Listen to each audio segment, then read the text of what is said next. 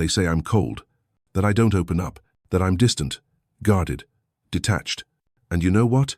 I don't correct them anymore, because explaining your carefulness to someone who's never been cut is like explaining armor to someone who's never seen war. They call it walls. I call it boundaries. They call it being hard to love. I call it learning the cost of being too easy to access.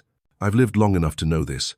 People remember what you said, but they rarely remember how deeply it cost you to say it. So now, I don't offer explanations to every raised eyebrow. I don't unpack my silence for every curious ear, and I don't stretch myself thin just to seem warm to someone who's never had to rebuild from betrayal. But if you're still listening, if you really want to understand, this is why I seem cold. I'm not broken. I'm not bitter. I'm just careful. And here are 12 reasons why. Because I've given too much to the wrong person. There was a time I poured everything into someone. Attention, patience, forgiveness, time. I gave the best parts of me thinking that's what love was.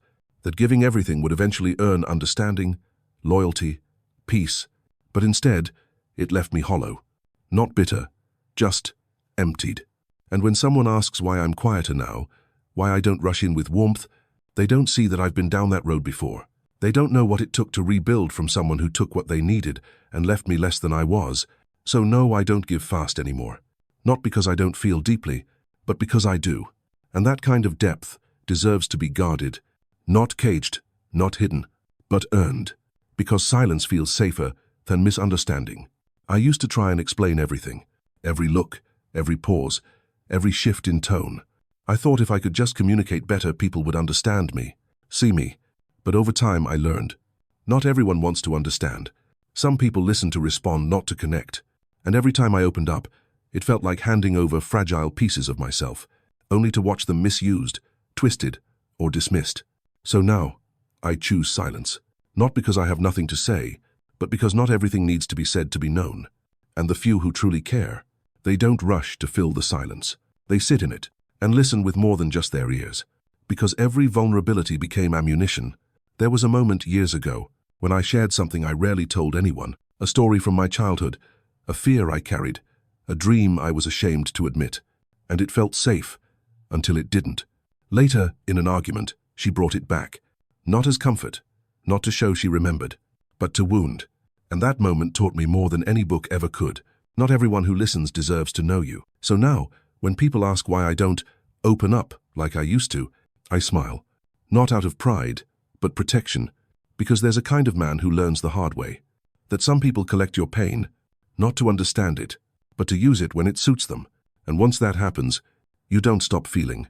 You just learn to feel, quietly, because I don't trust words anymore. There was a time I believed every, I promise, every, I'd never do that to you, every, you're different. And maybe, at the time, they meant it. Maybe they didn't. But either way, the words didn't last. I've been told I was loved while being betrayed. I've been reassured right before being left. And after a while, you stop leaning on language. You start watching behavior, tone, pattern, absence. Words became like sugar to me. Sweet, but not nourishing. Nice to hear, but not something I could build a life on. So now, when someone asks why I don't say much, or why I don't believe them when they do, it's not cynicism, it's calibration.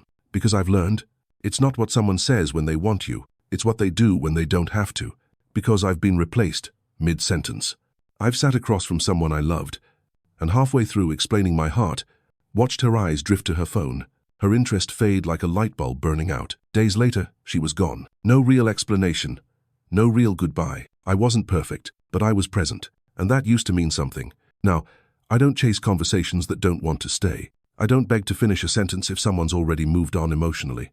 When people say I seem quiet now, it's because I've lived the moment where speaking from the heart felt like whispering into a tunnel and hearing nothing back but my own echo. So if I'm measured now, if I think twice before revealing what I feel, it's not because I've run out of words. It's because I've finally learned who's worth finishing the sentence for. Because every time I led with heart, I paid with it. I used to think leading with your heart was noble, courageous. Real men I believed were vulnerable, transparent, brave. So I did that, again and again. I led with affection, with honesty, with the softest parts of myself first, and more times than I care to count, those parts were met with silence, dismissal, or worst of all, manipulation. I wasn't met with the same heart. I was met with calculation, with someone who saw openness as leverage. So now I lead with observation, with patience, with quiet, because my heart still beats the same. But I don't hand it over like a business card anymore. You want it? Earn it. Because the cost of being wide open to the wrong person is a lesson no man forgets. Not if he survives it. Because I've seen love turn into leverage. At first, it feels good. To be wanted. To be needed. To be loved. Or at least, to hear the words. But after a while, I realized that love the kind I was getting came with conditions. It looked like connection, but it was negotiation. Like, if you really loved me, you'd change. If you cared, you'd do this for me. If you were a real man, you'd sacrifice that part of you. Little by little, I gave in. I thought I was being devoted, but really, I was being dismantled. Until one day, I didn't recognize the man in the mirror anymore, because the version of me she loved wasn't really me. So now, when someone says, I love you, I pause it. Not because I don't want love, but because I've seen what it becomes when it's used as leverage. Real love? It never needs to be bartered. It never costs you your core. So if I seem careful with love now, it's because I'm finally loving myself enough not to be negotiated down. Because I learned to comfort myself. There were nights when no one called. No one checked in. No one asked, are you okay? And so I learned. I learned to sit with the ache in my chest and not numb it with noise. I learned to go to sleep without closure, to wake up without resentment. I learned to be my own soft landing. I didn't want to become self-contained, but life didn't wait for someone to come hold me. So I held myself. And once a man learns how to soothe his own storms, he becomes very careful about who he lets inside that quiet. Because some people don't bring peace. They bring disruption disguised as intimacy. So when someone new enters my life and says, you don't let people in easily, I nod, not because I'm proud of my solitude, but because I bled alone long enough to realize some closeness costs more than loneliness, because peace means more than presence. I used to think having anyone was better than being alone. That silence meant emptiness, that having a warm body beside me meant connection. I was wrong. I've sat across the dinner table from someone I loved and felt completely alone. I've had someone lying beside me in bed, yet my thoughts echoed louder than ever. Presence is not peace, and once you learn the difference, you stop chasing one and start protecting the other. I've let go of good people who couldn't stop bringing drama.